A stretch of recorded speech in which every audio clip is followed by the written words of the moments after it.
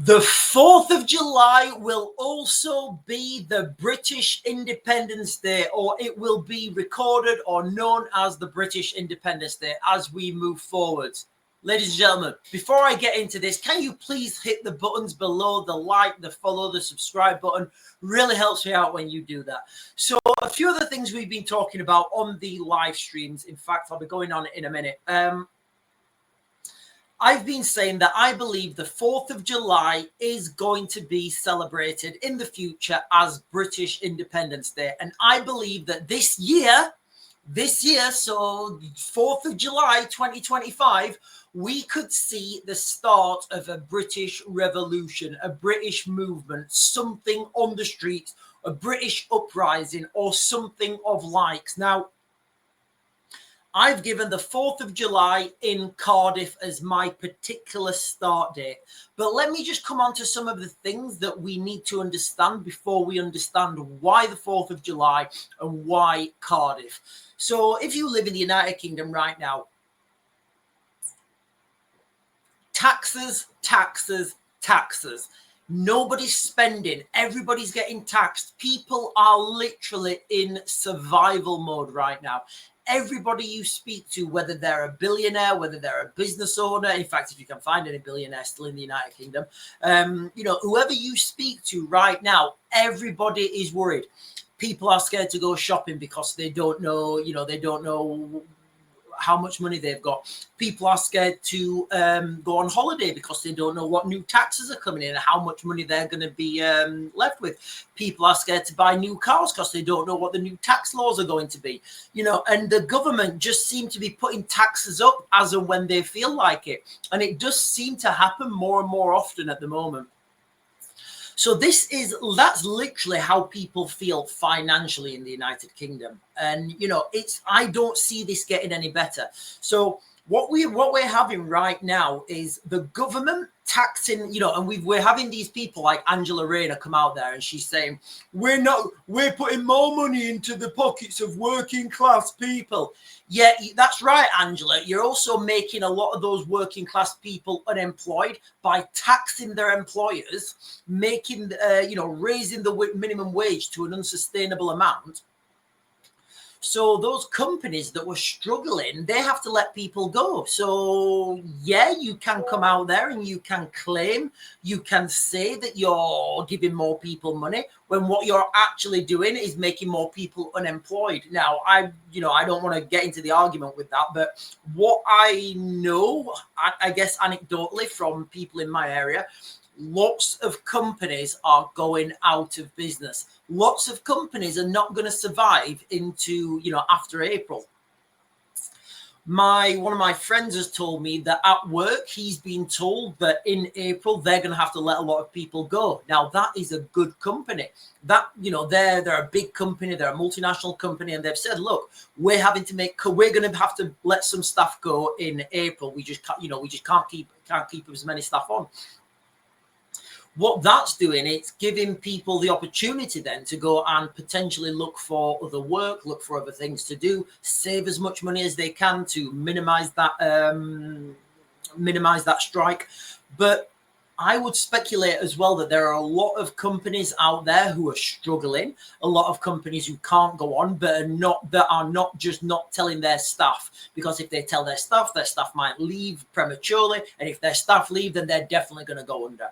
So this is all coming, ladies and gentlemen. We can see this coming right now, because if you raise taxes on companies that are already struggling, they just go bust. They go out of business. Then those people, they're unemployed, so they're pulling money off the welfare state.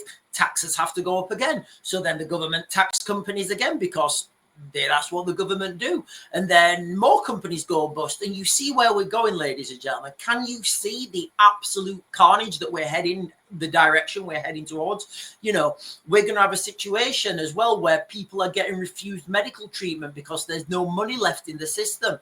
We're going to have situations where, there's cuts to services, and services are being cut and cut and cut.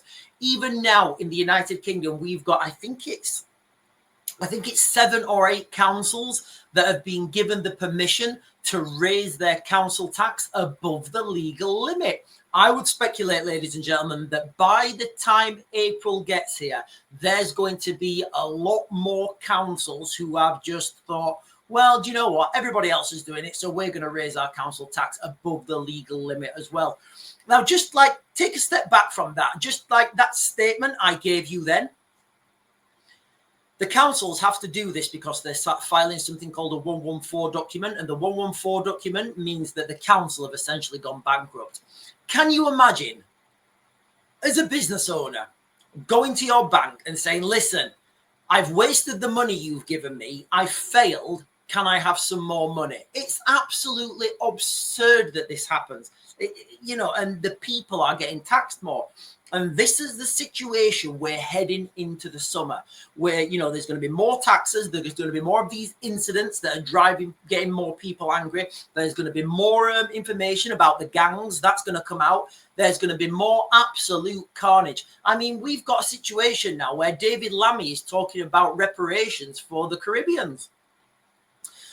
I think from the last estimate, they wanted 18 trillion. So can you imagine now, ladies and gentlemen, this is not even to mention the Chagos Islands. We've given back the Chagos Islands with an additional, I think it's 18 billion, here you go, here's some nice islands. And I tell you what, I'll give you another 18 billion as well. It's absolutely absurd, ladies and gentlemen.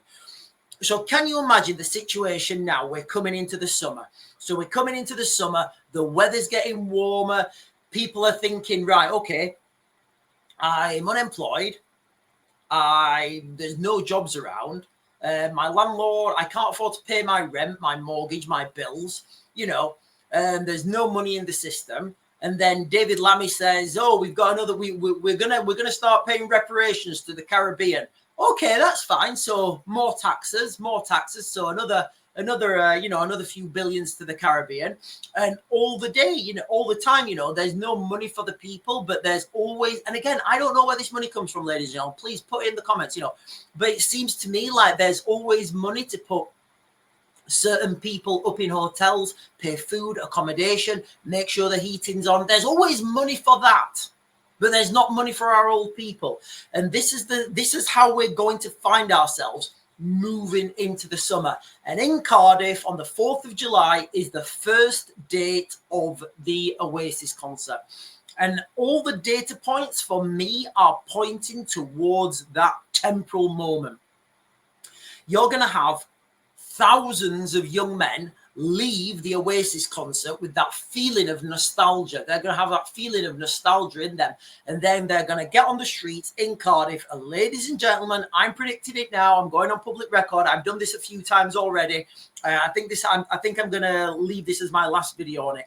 But I'm predicting, and it's my speculation, that all the data points right now are pointing towards skirmishes breaking out in Cardiff that are going to lead to further and further escalations, riots, protests, counter-protests, counter-protests.